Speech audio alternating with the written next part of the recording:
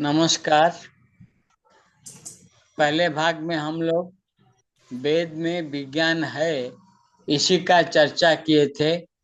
अभी हम वैशेषिक सूत्र के ऊपर चर्चा आरंभ करेंगे।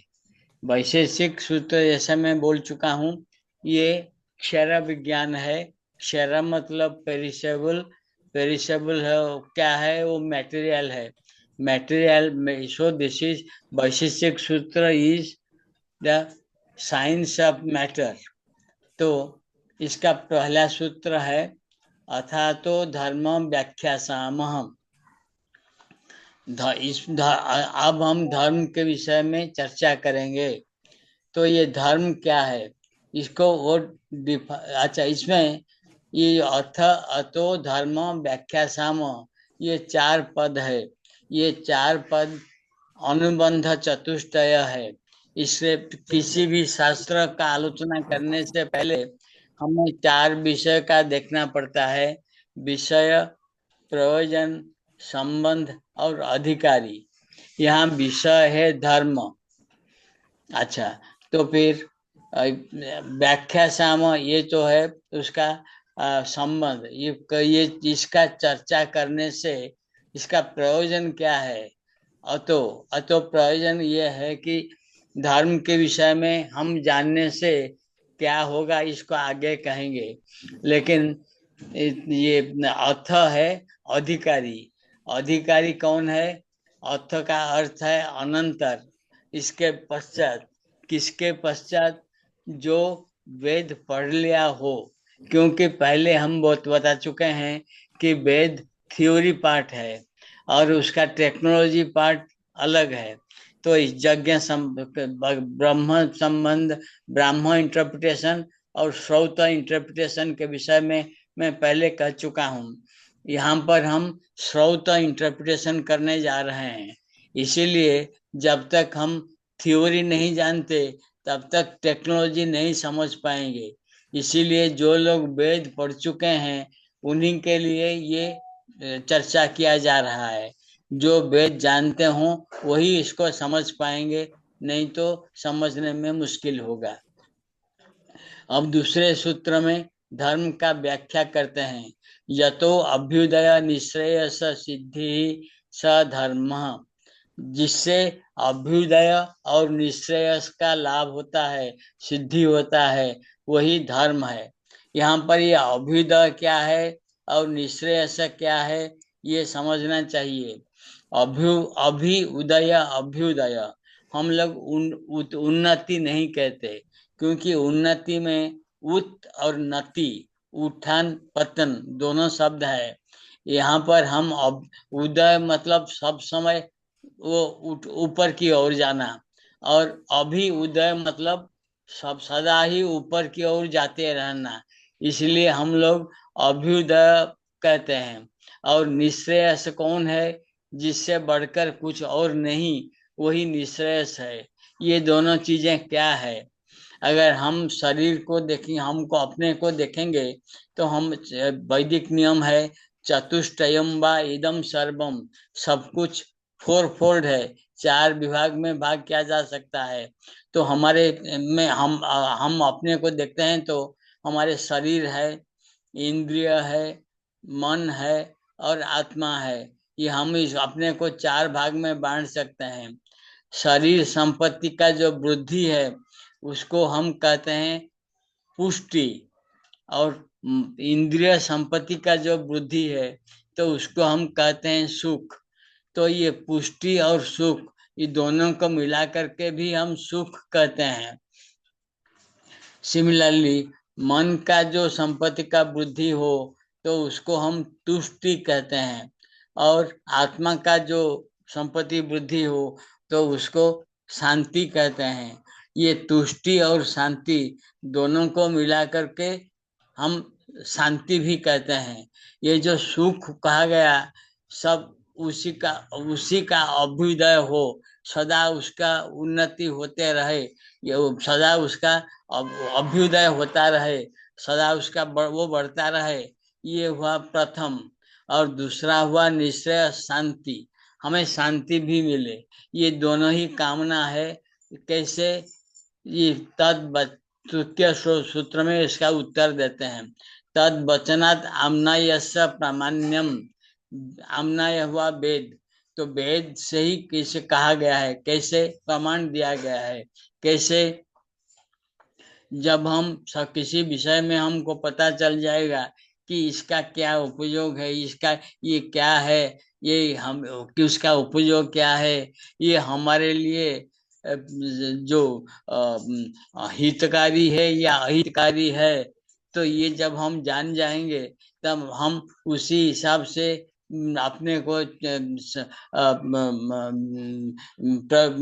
काम करेंगे, ताकि हमें सुख ही मिले, दुख ही न मिले।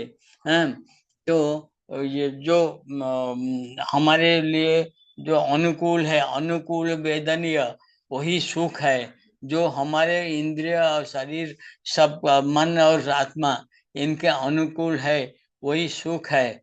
और जो इसका प्रतिकूल है, सुख और शांति है, जो इसका प्रतिकूल है वो दुख और अशांति है। तो इसीलिए हम जब तक हमें सारा संसार के जितने वस्तु है उनके विषय में हम उनका जो गुण लक्षण क्या है ये सब पता नहीं चलेगा, हम तो सुख शांति में रह नहीं सकते। तो सुख शांति का रास्ता वही है कि ज्ञान, सारा द्रव्य, जितने द्रव्य हैं पृथ्वी में, सबके विषय में जो ज्ञान है, वही ज्ञान अगर हमें मिल जाए तो हमें सुख शांति मिल जाएगा। इसका रास्ता दिखाने के लिए ये शास्त्र का यही प्रयोजन है। अब हम आगे चलते हैं दूसरे स्लाइड, द्रव्याणी, अगले स्लाइड, नेक्स्ट स्लाइड। अच्छा, ऑब्जेक्ट्स, इसमें भाग किया गया है। धर्म विशेष प्रसूता द्रव्य गुण कर्म सामान्य विशेष समवायानम पदार्थानम साधर्म वैधर्माभ्याम तत्व ज्ञानात् निश्रेयसम। ये इसका ये कहा गया है कि जो विशेष धर्म से प्रसूत जो सृष्टि हुए हैं, जितने भी जो कुछ है वो सब इसको पदार्थ कहते हैं। पदार्थ किस लिए कहते हैं? पद में दो भाग है, एक पद है, एक अर्थ है। पद तो वो है शब्द ब्रह्म जो है वो पद पद है, जो एक पद के द्वारा हम निर्देश करते हैं किसी वस्तु को, और जिस वस्तु निर्देश करते हैं वही उस पद का अर्थ होता है। तो इस वो परम ब्रह्म, द्वय द्वय ब्रह्मणि विदितव्ये परम शब्द ब्रह्मम परम च यत्। वेद कहता है कि दोनों को जानने से ही हमें सब जान जाएंगे। पद और शब्द और पद और अर्थ, जो पद और अर्थ मिलकर के पदार्थ हुआ। सो जितने भी वस्तुएं हैं सारा विश्व में वो सारे पदार्थ हैं। वो पदार्थों को 6 भाग में बांट दिया गया है। वो क्या है? 3 जो भाव पदार्थ है जिसको हम सीधे सत्ता, उनका सत्ता को देख सकते हैं, सत्ता सिद्ध, वो 3 है, द्रव्य, गुण और कर्म। द्रव्य को हम देख सकते हैं, जितने जितने भी द्रव्य, इन तीनों का गुण हम अलग से बात करेंगे आगे चल करके। और द्रव्य जो है तो बात करेंगे आगे। द्रव्य गुण, गुण है क्या, जो प्रॉपर्टीज हैं। और कर्म जो है, इनका जो इनमें शक्ति जनन से जो भूत भावोद्भव करो विसर्ग कर्म संगित, ये भूतों में विभिन्न भाव को उत्पन्न करने वाला जो विसर्ग है, जो प्रेरण करने से, पदार्थ को प्रेरण करने से, द्रव्य को प्रेरण करने से उसमें जो गुण के अनुसार जो कर्म भाव उत्पन्न होता है, वही प्रेरण करना जो कर्म, उसी को ही कर्म कहा जाता है। अच्छा, ये तीनों हम देख सकते हैं। हाँ, हालांकि गुण और कर्म का कोई अलग से अस्तित्व नहीं है, द्रव्य में है, लेकिन फिर भी हम द्रव्य के गुण भी, द्रव्य को देख सकते हैं, गुण को देख सकते हैं, और कर्म को भी, उसका स्थिति, जो उसका स्थिति है ये जान सकते हैं, तो इसको उसको निर्देश कर सकते हैं। इसीलिए इन तीनों को भाव पदार्थ कहते हैं। ये स्थिति सिद्ध है, बाकी जो तीन है वो भांति सिद्ध है, दिखता है कि है, परंतु असल में ऐसे नहीं है। हम उसको दिखा नहीं सकते कि ये कहाँ पर है। इसलिए इसको भांति सिद्ध कहते हैं। वो अभाव पदार्थ भी है। वो तीन क्या है? सामान्य, साधर्म्य, जो सब वस्तुओं, अनेक वस्तुओं में जो समानता है उसको सामान्य कहते हैं। और प्रत्येक वस्तु में जो अंत्य एक विशेष गुण है जिससे वो अन्य वस्तु से अलग माना जाता है उसे विशेष कहते हैं। और समवाय, कुछ चीजें ऐसे है जब तक एक रहेगा दूसरा रहेगा, जब एक नहीं रहेगा तो दूसरा भी नहीं रहेगा। ये जो संबंध है, ये संबंध को समवाय कहते हैं। ये भी सारे वस्तुओं में देखा जाता है कि कुछ चीजें जब तक वस्तु रहेगा तब तक वो रहेगा। जैसे वस्तु रहेगा तो उसका फॉर्म एक रहेगा, रूप रहेगा। हाँ, तो जब वस्तु नहीं रहेगा तो उसका रूप नहीं रहेगा। जब तक वस्तु है तब तक रूप है। ऐसे ही इस संबंध को समवाय कहते हैं। अच्छा, इनका साधर्म वैधर्माभ्याम, साधर्म जैसे मैं कह चुका है कि ज्ञान है, सब में जो कॉमनैलिटी है वो ज्ञान है। और वैधर्म है, विज्ञान है। जो ये अलग से इसका क्या प्रॉपर्टी है, क्या कैरेक्टरिस्टिक है, वो ज्ञान है, विज्ञान है। तो इनका साधर्म वैधर्माभ्याम, अगर हम जान जाएंगे किसका क्या कॉमनैलिटी क्या है और डिफरेंस क्या है, ये सब के विषय में अगर हम जान जाएंगे, इनका तत्व ज्ञानात्, इनका तत्व को हम जान जाएंगे तो उससे निश्रेयस सिद्धि होगा। निश्रेयस जैसे मैं बोल चुका हूँ, सबसे शांति, सबसे इससे जिससे बढ़कर कुछ और नहीं है। अच्छा, पांचवा सूत्र, पृथ्वी व्यापोस तेज वायु आकाशम काल दिगात्मा मन इति द्रव्याणि। तो वैशेषिक सूत्र में 9 द्रव्य में के विषय में कहा गया है। द्रव्याणि पृथ्वी आप तेज वायु आकाश काल दिग आत्मा मनसी। सो ये इनका सामान्य विषय संज्ञा कहा गया है। कैसे? पृथ्वी मतलब चरण संचार योग्य, जत काठिन्यम तत् पृथ्वी, ये जो कठिन है वही पृथ्वी है। पृथ्वी का अर्थ ये अर्थ नहीं है। यहाँ पृथ्वी का अर्थ है जो चरण संचार योग्य हो, जो सॉलिड हो, जिसके ऊपर हम चल सकते हैं, तो वही पृथ्वी कहलाता है। आपसे सिमिलरली, आपका मतलब जल नहीं है। ये किसी भी लिक्विड को हम इसको जल, आप ये सब शब्द में कहते हैं।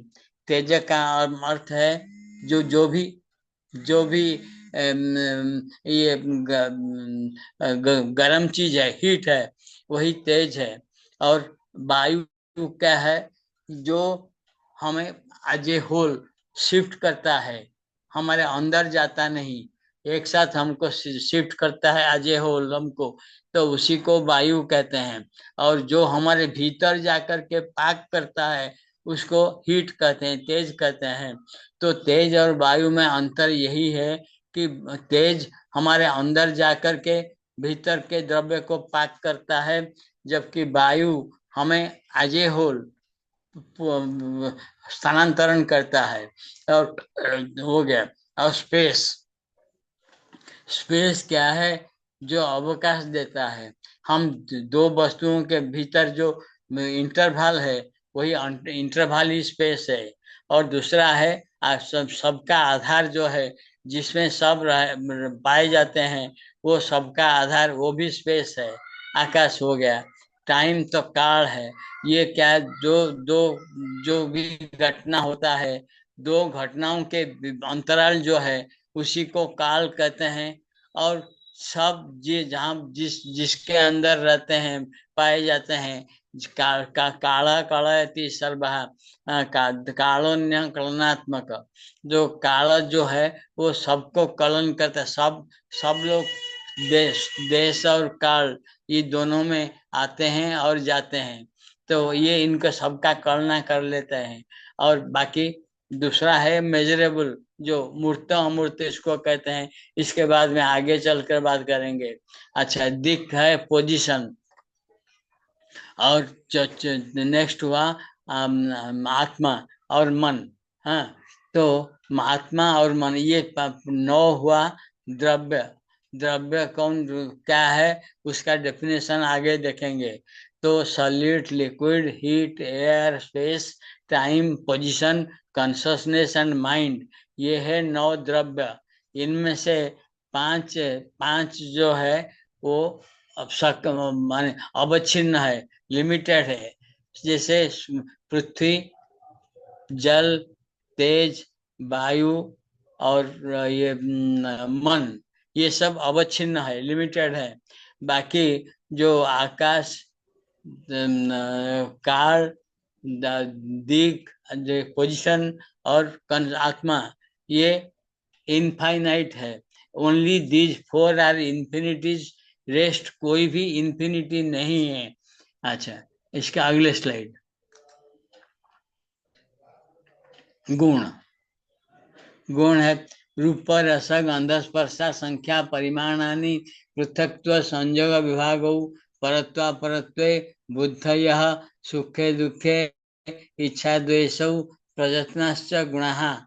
ये गुण है जो ये 17 गुण कहे गए हैं। इसका इंग्लिश भी नीचे दिया हुआ है, देख सकते हैं। तो ये 17 गुण क्यों कहे गए हैं? क्योंकि ये 17 है स्वाभाविक गुण है।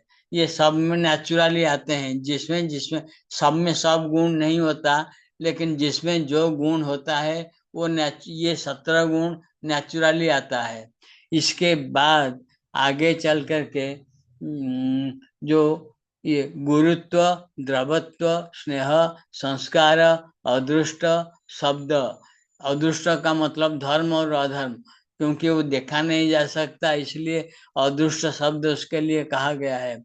और शब्द, ये 7 नैसर्गिक गुण है, एमरजेंट प्रॉपर्टी है। इसीलिए इसको अलग से नहीं कहा। कणाद ने 17 कह करके प्रजस्ना च गुणा, वो जो च कह दिया मतलब एंड क्या है? यही 7 है। गुरुत्व, द्रवत्व, स्नेह, संस्कार, अदृष्ट और शब्द, ये 7 है। चतुर्विंशत ऐसे मिला करके 24 गुणा होता है। और इसमें ये जो 24 गुणा जो हो गया, इसे ये इसका इंग्लिश में तो मैंने अर्थ कर दिया है। तो जो ये 7 गुण क्यों अलग से क्यों है, कैसे होता है, इसका कारण है कि ये जो बात कहा गया है, वायु जो किसी वस्तु को एक साथ एज ए होल शिफ्ट करता है। जैसे ये है अपना ग्रेविटेशन। ग्रेविटेशन किसी वस्तु को पॉइंट पार्टिकल मान करके एज ए होल शिफ्ट करता है, इसीलिए वो भी वायु है। और उसको ग्रेविटेशन को वेद में 7 भाग में बांट दिया गया है। सप्तवात स्कंध, आवह, प्रवह, अनुवह, संवह, विवह, परावह, परिवह, ये 7 के विषय में अलग से बात करेंगे। लेकिन ये जो 7 भाग से बांट दिया गया है, ये 7 के कारण से ये जो गुरुत्व मतलब वेट, द्रवत्व, द्रवत्व मतलब लिक्विडिटी, फ्लूइडिटी, स्नेह, ग्रीजीनेस, संस्कार, इनर्शिया, अदृष्ट मतलब धर्म और अधर्म, ये दोनों, किसका क्या धर्म है, किसका उसका विपरीत अधर्म है। और शब्द, साउंड, ये सातों जो ग्रेविटेशन है 7 टाइप का, सप्तवात स्कंद, उनके द्वारा ये सब लाया गया एमरजेंट प्रॉपर्टी है। यहाँ पर मास आपको देखने को नहीं मिल रहा है, लेकिन जो परिमाण शब्द हुआ है, लिखा है यहाँ पर परितो मान, जिससे हम लोग उसका मेजरेबल प्रॉपर्टी, उसी में से मास आ जाता है। मास का आजकल जो आधुनिक विज्ञान में मास जो कहते हैं वो गलत कहते हैं। पुराने मीनिंग को, पुराने जो वेट कहते थे उसी को ये आजकल लोग मास कहते हैं। गलत है ये। क्योंकि मान लीजिए कोई एक पत्थर, यहाँ पर ये कहते हैं वेट इज mg, ये गलत है। क्योंकि मान लीजिए एक पत्थर का वजन पृथ्वी पर 1 kg है, ये कहते हैं कि चंद्रमा में ले जाओगे, वो ग्रेविटी का स्ट्रेंथ वहां पर 1/6 है, इसलिए वो 1 किलो पत्थर जो पृथ्वी पर है चंद्रमा में वो 1/6 kg हो जाएगा। ये गलत है। क्योंकि वहां पर हम जो बटकरा भी ले जाएंगे, जिस यूनिट वेट जो है kg वेट, इसको भी ले जाएंगे हम मापने के लिए, तो चंद्रमा में वो पत्थर भी लेंगे और ये यूनिट वेट भी लेंगे। जब ग्रेविटी कम हो जाएगा तो उसका, ये जो पत्थर का हल्कापन हो जाएगा, तो ये यूनिट वेट का भी तो हल्का, उतना ही हल्का हो जाएगा, इसलिए दोनों कैंसिल हो जाएंगे। तो इसलिए वहां पर भी, चंद्रमा पर भी क्यों, दुनिया भर, विश्व भर में कहीं भी चले जाओ, यहाँ का जो 1 kg वेट है तो दुनिया भर में कहीं भी जाओ वही 1 kg होगा। अगर स्प्रिंग बैलेंस, कुछ लोग बोलते हैं कि स्प्रिंग बैलेंस यूज करने से नहीं होगा, तो वो भी गलत है। क्योंकि स्प्रिंग बैलेंस को किसी स्थान के लिए कैलिब्रेट करना पड़ता है। अगर हम चंद्रमा भी चले जाएंगे तो स्प्रिंग बैलेंस को चंद्रमा के लिए कैलिब्रेट करना पड़ेगा, उससे वही हो जाएगा। जैसे जो पृथ्वी पर है वही सब जगह आएगा। तो इसीलिए अब ये जैसे mg कहने का मतलब है, हमको a = b न कह करके हम कहते हैं कि 2a = 2b। क्यों इधर दोनों तरफ टू क्यों लगाना है? बोलो डायरेक्टली a = b। सिमिलरली तो अगर ऐसे कर देते हैं तो वेट = मास आ जाएगा, mg मतलब g तो दोनों तरफ से कैंसिल हो जाएगा, तो फिर वेट = मास हो जाएगा। तो इससे कोई फायदा नहीं है, तो वो सच भी नहीं है। तो मास एक्चुअली क्या है? जैसे आप उसका अगर एटिमोलॉजी देखेंगे, उसका मूल स्रोत देखेंगे, पहले कैसे मास का मीनिंग क्या था, तो वो स्प्रेड आउट, तो जो स्प्रेड है, विस्तार है, उसी को मास कहा जाता था। आजकल के चर्च में जो मास होता है वो वही है, स्प्रेड आउट। तो जो स्प्रेड है, वॉल्यूम है, उसी को मास कहते हैं। उसी का एक भाग है जो तीन पर म्यूचुअली परपेंडिकुलर डायरेक्शन में है, उसी को हम लोग डायमेंशन कहते हैं। विस्तारस्य तथैवार्थ आयामेन प्रकाशितः तथारोह समुच्छ्रायौ पर्यायवाचिनौ मतौ व्यवहारानुसारेण प्रवदन्ति पृथु नरा। ये जो विस्तार है, वो उसका विस्तार का जो अर्थ दैर्घ्य में है वही अर्थ प्रस्थ में है और उच्चता में भी है। तो क्योंकि अगर हम किसी वस्तु को घुमा देते हैं, उसका लंबाई को चौड़ाई कर दिया और या उच्चता कर दिया, तो वस्तु में कोई अंतर नहीं आता। तो ये एक ही टाइप का है, तो उसी को डायमेंशन कहते हैं। तो 3 ही डायमेंशन क्यों है? क्योंकि हम जब देखते हैं किसी वस्तु को, हम उसके लिए आलोक की आवश्यकता होता है। आलोक क्या है? Reflected electromagnetic radiation. और इसके लिए क्या होता है? एक इलेक्ट्रिक फील्ड होता है, एक मैग्नेटिक फील्ड होता है। इलेक्ट्रिक फील्ड और मैग्नेटिक फील्ड दोनों एक दूसरे को इंटरसेक्ट करते हैं थ्रू ए स्ट्रेट लाइन।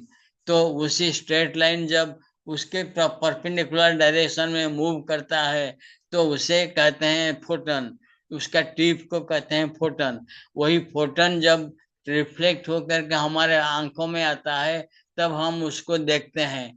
इसीलिए क्योंकि वहां पर 3 म्यूचुअली परपेंडिकुलर डायरेक्शन है, इसीलिए हमें जो वस्तु दिखता है उसका 3 म्यूचुअली परपेंडिकुलर डायरेक्शन को हम लोग 3 डायमेंशन कहते हैं। अच्छा, ये तीनों 3 डायमेंशन को हम लोग 10 भाग में कर सकते हैं। क्योंकि जैसे एक्स डायरेक्शन हो गया, -1 1 हो गया, ऐसे ही ये तीनों का लंबाई चौड़ाई ऊंचाई का 6 भाग हो गया, 6 डायरेक्शन हो गया। और जो 4 कोना है वो भी 4 हो गए। इनको मिला करके हम 10 दिश कहते हैं। तो दशरथ जो है वो 10 दिशाओं में जा सकते थे। वो जो 10 दिशा है वो यही है। तीनों दिग, उसका ऑपोजिट दिग 6 हो गया, और 4 कोना ये मिलकर के 10 हो गया। ये सब यही यही है 10। तो इसलिए ये जो मास और डायमेंशन ये परिमाण में आ जाता है। और mass is actually volume, not weight. और अभी जो केजी कहते हैं मास का यूनिट, वो ठीक नहीं है। आधुनिक विज्ञान में ये बहुत बड़ा गलती है जिसकी सुधार करना आवश्यक है। तो वो केजी वेट है, वो मास का यूनिट नहीं है। और मास वेट का यूनिट जो न्यूटन कहते हैं वो भी ठीक नहीं है। और जब मास डेफिनेशन ही गलत हो जाएगा तो आधुनिक विज्ञान का प्राय बहुत ही सब कुछ ही गलत हो जाएगा। इसलिए उसका सुधार करना जरूरत है। नेक्स्ट, कर्मणि। अच्छा, कर्म, उसके द्रव्य गुण के बाद हम अब कर्म पर आते हैं। कर्म क्या है? उत्क्षेपण, अवक्षेपण, आकुंचन, प्रसारण, गमनम इति कर्माणि। ये 5 प्रकार का कर्म कहा गया है। वो 5 प्रकार का कर्म में से 4 जो है, उत्क्षेपण ऊपर जाना, अपक्षेपण नीचे आना, और आकुंचन सिकुड़ जाना, प्रसारण फैल जाना, और इन चारों के सिवाय जितने भी बाकी का गति है वो सब गमन में आ जाता है। तो ये क्लासिफिकेशन किस लिए किया गया? क्योंकि ये उत्क्षेपण, अवक्षेपण, ये जो आकुंचन, प्रसारण, ये एक कैटेगरी के, ये नियत दिग में है। किसी पर्टिकुलर दिशा में उत्क्षेपण मतलब ऊपर की ओर किसी वस्तु के केंद्र से दूर जाना, वो है उत्क्षेपण। उस केंद्र के पास आना, यह है अपक्षेपण। किसी कोमल वस्तु का अग्रभाग को बेस की तरफ सिकुड़ जाना, यह है आकुंचन। उसका विपरीत है प्रसारण। और इनके सिवाय बाकी जितने भी बचे, गमन, ग्रहण, भ्रमण, जो घूमना, अच्छा रेचन, ये जो अपना फ्लो करना, अच्छा रेचन, स्पंदन, ये स्यंदन, ये जो ड्रप ड्रप होके गिरता है वो है ना, ऊर्ध्व जलन, तिर्यक पतन, नमन, ये सब, ये गति, जितने ये सब गमन में आ जाता है। ये सारे के सारे गमन में आता है। Going up, coming down, compression, expansion, motion, all other movements including revolution, rotation, flowing, pulsating, fire, going up, falling sideways, etc. they are covered under gamana. So कर्म मतलब 5 ही प्रकार के हैं। बाकी नेक्स्ट स्लाइड। अब डेफिनेशन पर आ गए। सत अनित्यम, द्रव्यवत कार्य कारणम, सामान्य विशेषवत इति द्रव्य गुण कर्मणां अविशेष। द्रव्य गुण कर्म, ये तीनों पदार्थों के सत इति आकार का बुद्धि का विषय होना, जो हम ये देखते हैं, ये इसी को उसका सत्ता है। वो सत्ता जिसका है उसको सत्य कहते हैं। इसलिए सत्य इत्याकारक बुद्धि का विषय होना। अनित्यता, ये कभी रहते नहीं है, ये सब समय, ये इटर्नल नहीं है। अच्छा, ये टेम्परल है, मतलब subject to time and space. अच्छा, द्रव्य रूप, समवायी कारण का आधार था। ये जो द्रव्य जिसे हम कहते हैं, उसी के आधार पर ये गुण और कर्म भी रहते हैं। गुण और कर्म का कोई अलग से स्थिति नहीं होता। द्रव्यों का जैसे अलग अलग स्थिति होता है, अलग अलग द्रव्य का अलग अलग स्थिति होता है, उस गुण और कर्म का इनसे कोई अलग स्थिति नहीं होता। लेकिन ये समवायी कारण होते हैं। जब तक ये है तब तक वो है। जब द्रव्य नहीं रहेगा तो गुण और कर्म भी नहीं रहेंगे। तो यही है उनका आधार था। कार्यता, कार्य, ये किसी का कार्य होना। द्रव्य ही स्वयं एक कार्य है, किसी कर्म से ही ये बना है द्रव्य। अच्छा, तो फिर कारणता, ये भी द्रव्य भी अन्य द्रव्य का कारण होता है। द्रव्य गुण कर्म तीनों ये अन्य द्रव्य का कारण होता है। अच्छा, तो कारणता, तो अनुगत बुद्धि से सिद्ध सामान्य, तो जो दूसरे एक को देखा, दूसरे में उसी तरफ का देखा, तो इसको अनुगत बुद्धि कहते हैं। तो ये जहां पर ऐसा होता है उसे हम सामान्य कहते हैं। सब में एक जैसा दिखता है तो वह सामान्य कहलाता है। तथा व्यावृत्त बुद्धि, अलग अलग, इसमें एक देखा उसमें वो नहीं है, उसमें जो देखा तीसरे में नहीं है, तो जो व्यावृत्त बुद्धि है इसको कहते हैं। तो इसके से इसको जहां जहां पर यह है, ये सबका, ये द्रव्य गुण कर्म तीनों का सामान्य और विशेष, ये भी समान धर्म है, ये सब में होता है। द्रव्य गुणयो सजातीय आरंभकत्व साधर्म्यम, तो विशेष ये द्रव्य और गुण ये दोनों का सजातीय आरंभकत्व साधर्म्यम, एक जातीय पदार्थ का आरंभ करना साधर्म्य है। द्रव्य, द्रव्य को अगले सूत्र में कहा गया, द्रव्याणि द्रव्यांतरम आरभन्ते गुणाश्च गुणांतरम, तो द्रव्य अन्य द्रव्य का आरंभ करता है। एक द्रव्य से दूसरा द्रव्य होता है, एक गुण से दूसरा गुण होता है। कैसे? जैसे हम देखते हैं ये माता पिता के रौजो बीज संयोग से संतान जो होता है, ये एक दो द्रव्य मिलकर के तीसरा द्रव्य को आरंभ किया। ऐसे गुणा, हम लोग जो चाट खाते हैं, टक झाल मिष्टी कहते हैं, खट्टा मीठा और ये कड़वा, ये सब मिल करके जो नमकीन, ये सब मिल करके जो अलग से एक अच्छा दूसरा गुण बनता है, वो भी तो गुण है, रस है, तो इसलिए वो भी गुणाश्च गुणांतरम। Next slide. कर्म कर्म साध्यम न विद्यते, लेकिन द्रव्य से द्रव्य होता है, गुण से गुण होता है, परंतु कर्म से दूसरा कर्म नहीं होता। यही है ये सूत्र का अर्थ। कैसे? न द्रव्यम कार्यम कारणम च बधती, द्रव्य है, कोई भी द्रव्य का जो कार्य है, वो कार्य कारण को नष्ट नहीं कर सकता। उभय था गुणा, दोनों में ये गुणा, गुण जो है वो अलग अलग होता है, वो उभय में रहता है। और कार्य विरोधी कर्म, जब कार्य हो जाता है तो कर्म का नाश हो जाता है। कैसे? क्योंकि कर्म शक्ति से होता है, एनर्जी से, और एनर्जी का तैक्षणिक स्वभाव है। कैसे? जो एनर्जी पहले उठा, उदित हुआ, एक क्षण रहा, और तीसरे क्षण में उसका अंत हो जाता है। एक एक एनर्जी कभी रहता नहीं है, वो आता है, मिल दिखता, काम करता है, और फिर नष्ट हो जाता है, फिर से दोबारा उत्पन्न होता है। तो ये जो ये इसका कैसे मैकेनिज्म है, ये वेद में बहुत अच्छी तरह से समझाया गया है। हम बाद में इसके विस्तार से इसका आलोचना करेंगे।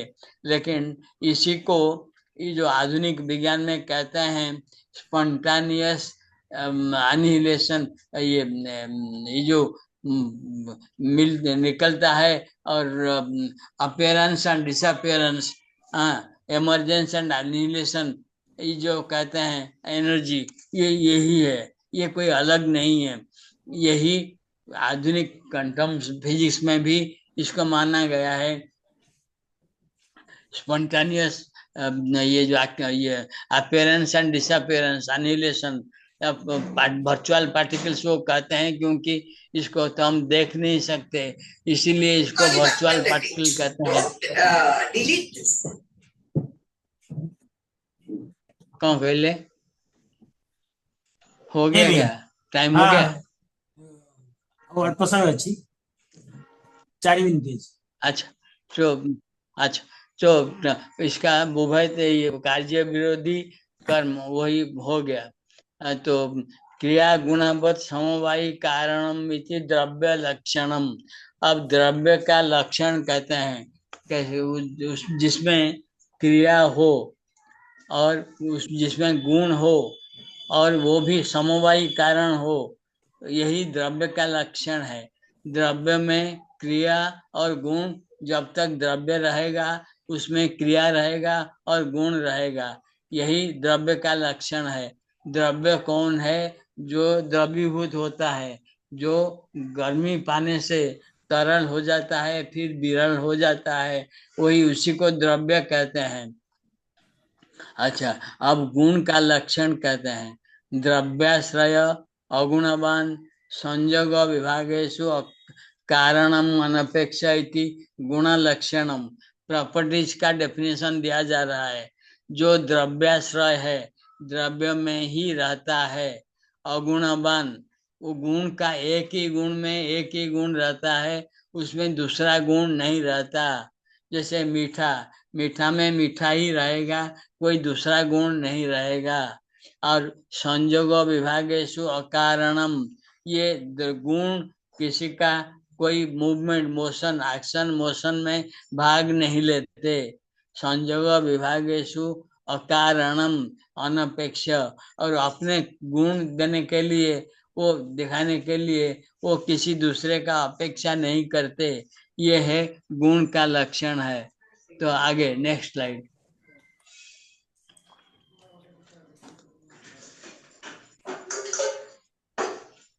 और 17 नंबर। अच्छा, आज यहीं पर बंद करते हैं, क्योंकि 17 नंबर का श्लोक इसमें लिखा नहीं है गलती से, तो कल करेंगे उसको।